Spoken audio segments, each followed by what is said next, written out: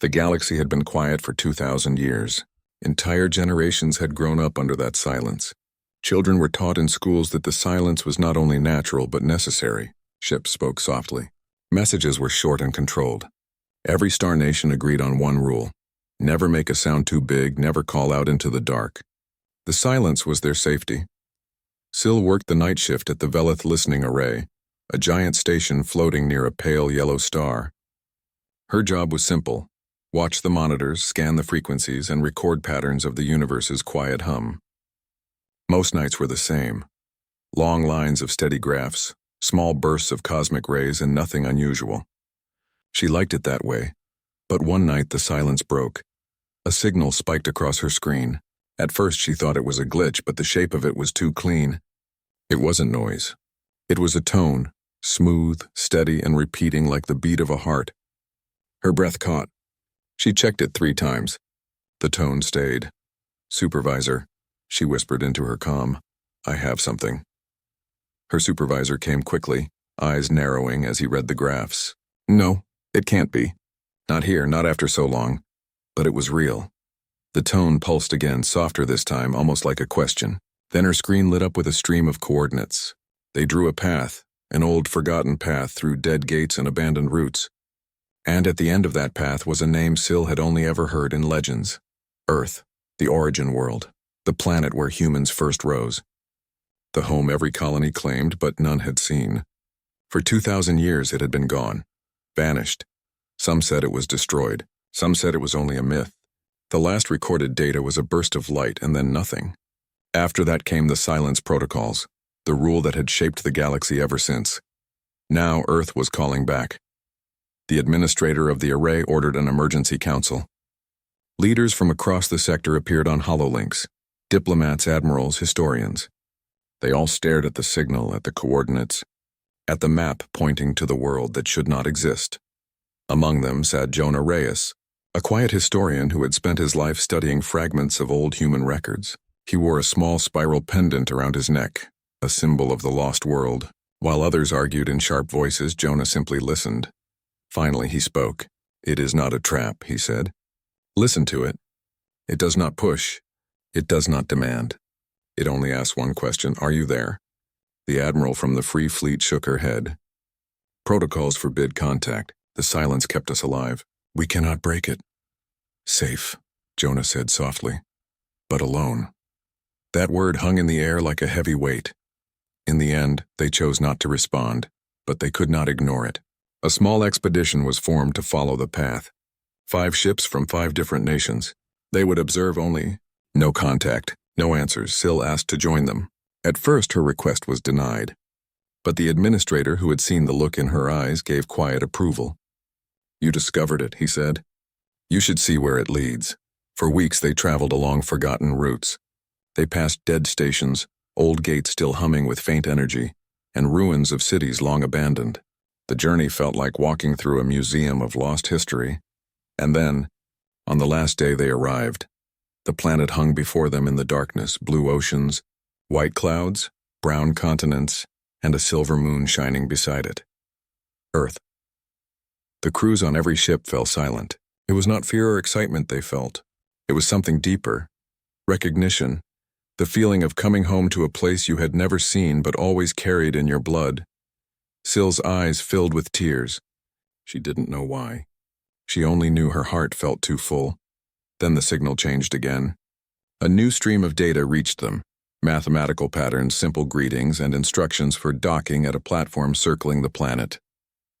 The platform shone with lights patched together with old and new materials, as if someone had carefully repaired it piece by piece over centuries. The admirals hesitated. "We should not approach," one said. "We should wait." But a young pilot whispered, "I'll go to the line. Just to the line."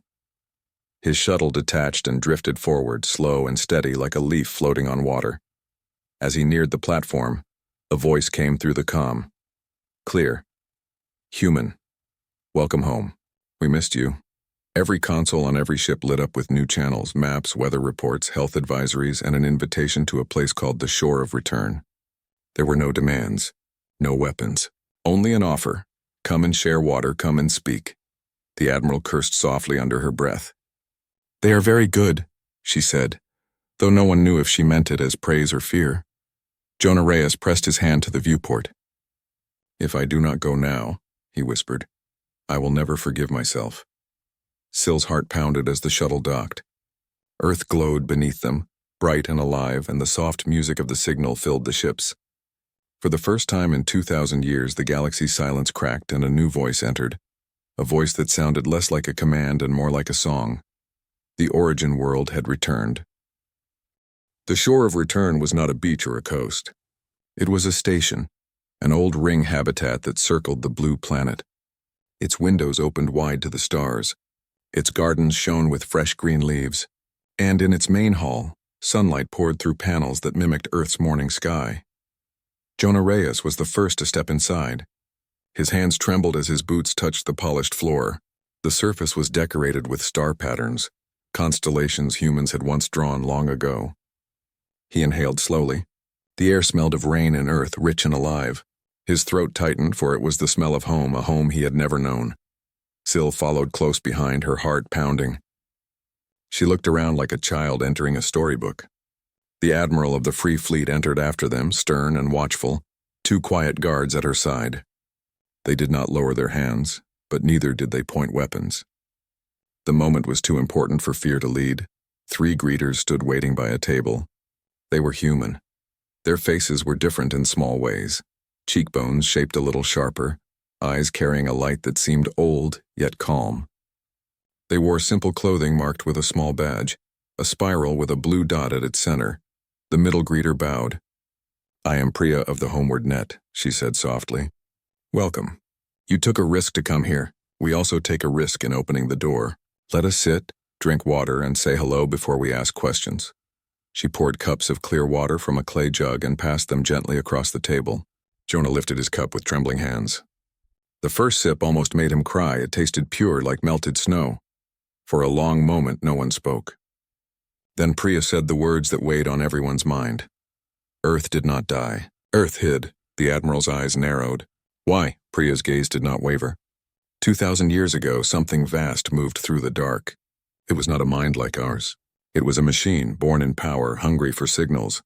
It followed loud transmissions, gates that blazed too bright, songs sung too far. We did not believe we could stop it.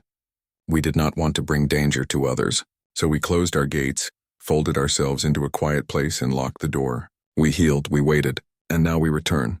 Syl leaned forward, her voice soft. Why now? Because silence is safe, Priya answered. But silence is also lonely. We learn to survive, but survival is not the same as living. We believe the galaxy is ready for something better. The Admiral crossed her arms. Words are cheap. We live by proof. Priya nodded. Yes, then let us show you. She touched her badge and the floor panels lit. Holograms rose, shimmering blue images of places across the galaxy. One showed the Eridan Bridge, an ancient stargate used by millions. Its frame sagged, weakened by centuries. Everyone knew it was close to failing. If it collapsed, entire systems would be stranded.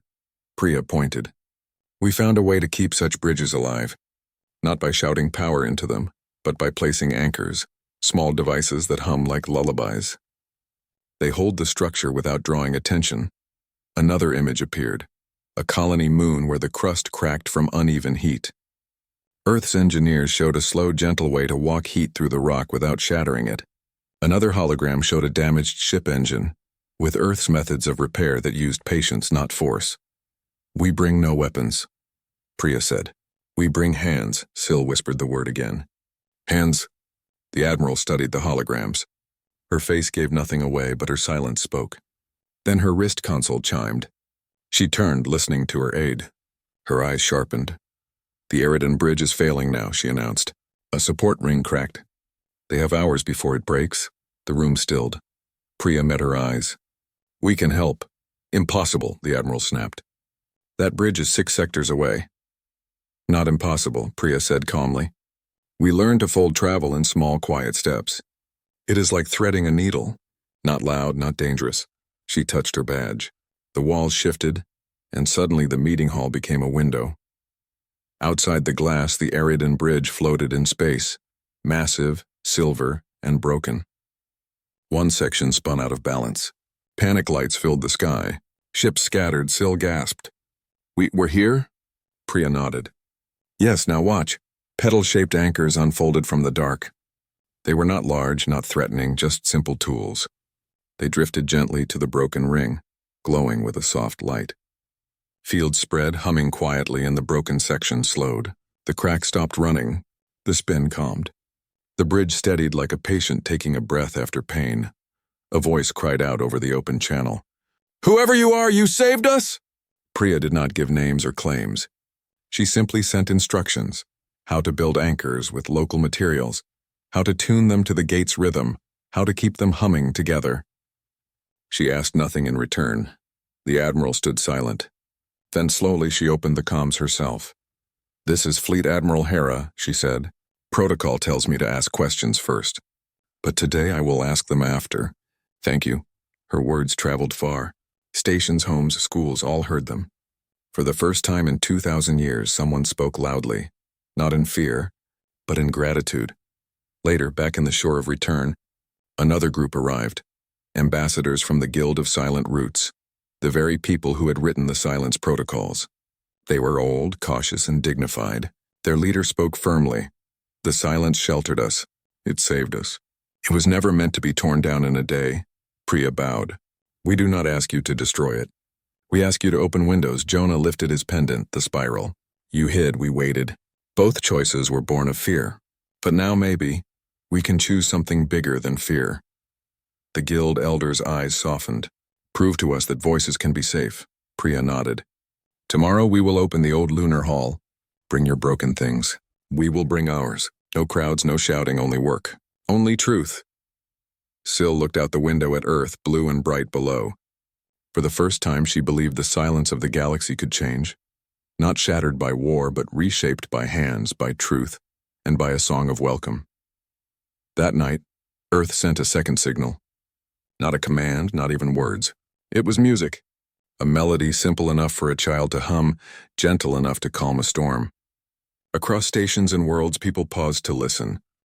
The lunar hall had been silent for 2,000 years. Once it had been a place of councils and celebrations, a place where human voices filled the air with decisions and songs.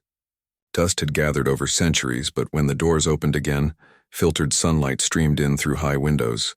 The stone floor showed faint carvings of old symbols, spirals, stars, and simple hands. Delegates from across the galaxy stepped inside. The Guild of Silent Roots came in dark robes, their faces calm but watchful. Admirals wore clean uniforms, eyes sharp with caution. Historians carried tablets of notes. Engineers rolled in crates of tools. No banners hung, no loud drums played. The hall was plain and quiet, as if reminding everyone that this moment was not about pride but about beginning again. Jonah Reyes walked to the center slowly. He let his hand trail across the stone walls.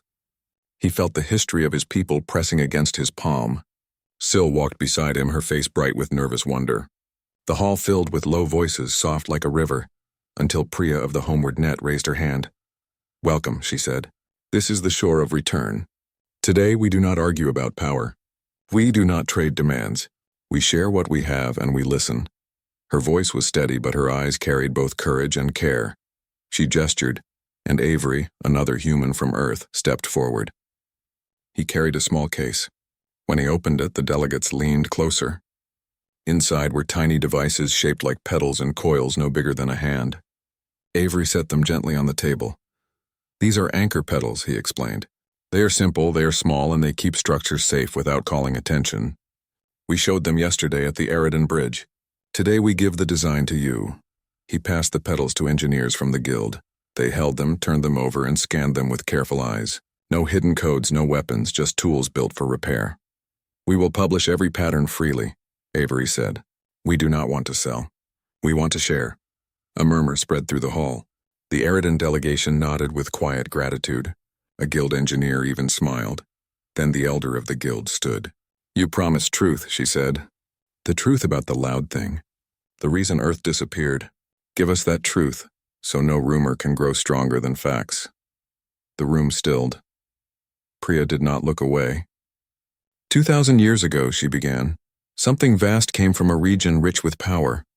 It was not a mind like ours. It was not alive in the way we understand. It was a machine, a storm of metal and will built without wisdom. It hunted signals. The louder we spoke, the brighter we burned, the closer it came. She touched the controls and holograms filled the air. They showed broken stations, drained stars, regions left cold. Not horror stories, but simple records. We could not fight it, Priya said.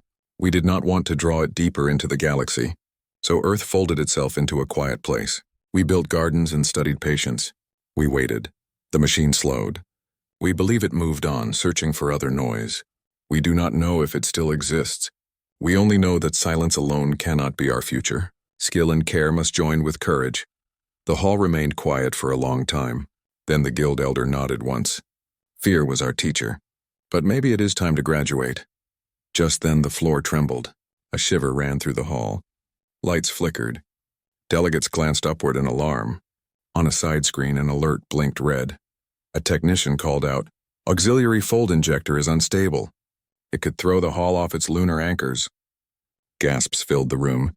If the hall slipped from its anchors even for a moment, gravity could shift. People could be hurt. The first great summit could end in fear. Avery did not panic. He picked up 2 petals and a coil. "I need 3 people," he said calmly. Jonah stepped forward at once. A guild engineer joined him, followed by the young pilot who had once dared to approach the platform. Together they ran down the side corridor. The injector hummed with a broken song. Sparks danced across its frame. A maintenance panel hung open, wires tangled. The floor tilted slightly under their feet. "Anchor here, here, and here," Avery ordered. He pointed to 3 points around the injector. "Match this note." He hummed a pitch. The guild engineer tuned her pedal to the sound. Jonah set the coil on the floor, its field spreading like a hand beneath the machine. The young pilot pulled a breaker with slow strength. The hum softened. The floor leveled. The lights steadied. It was over. The 4 returned to the hall. They carried no victory banners. They only carried calm faces. The elder of the guild stood and bowed. "Let the record show," she said, "that Earth's first gift was not weapons but repair. Let the record show that this problem was solved by 4 hands from different worlds working as one." The hall filled with a new sound. Not cheers, not shouts, but soft applause. Gentle, respectful, like rain on leaves. The admiral of the Free Fleet stepped forward. She removed her command pin and placed it on the table beside Earth's spiral badge. "I will sign the Open Sky Accord," she said. "Not a treaty of noise, not a cage of silence. A compact of care. We will keep our gates quiet. We will share anchors. We will answer calls for help. We will not shout. We will not hide." One by one, delegations added something to the table. A shard of crystal from Velith Array, a red stone from the Arakan moons, a ring from Yarn. No trumpets. No fire. Just a small pile of tokens, a cairn of unity. Outside, Earth turned slowly blue and bright. Weeks passed and anchors spread across the galaxy. Children hummed the simple tune that kept the petals in harmony. Traders carried coils in their toolkits. Dock workers learned to listen to engines with patience. Messages grew a little louder. Not shouts, but songs of gratitude, calls for help, offers of repair.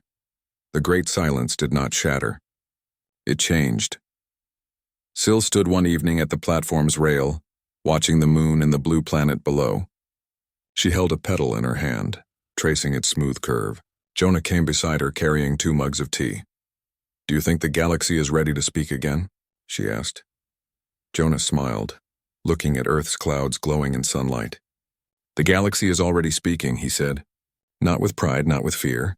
With hands, with songs that hold bridges together." Far away, a ship undocked and drifted through a gate reinforced with new anchors. And from the lunar hall, a message spread across the stars. "If you are lost, hum this note. If you are afraid, sit at the table. We have water. We have time. We will listen." People across stations, moons, and planets stopped and listened. And in their hearts, the silence no longer felt like emptiness. It felt like space being filled with trust. At the center of it all, Earth turned, no longer vanished, no longer a myth. The home that had once hidden now stood ready, its doors open, its song steady, offering not commands but welcome. The galaxy, after 2,000 years, was no longer silent. It was alive.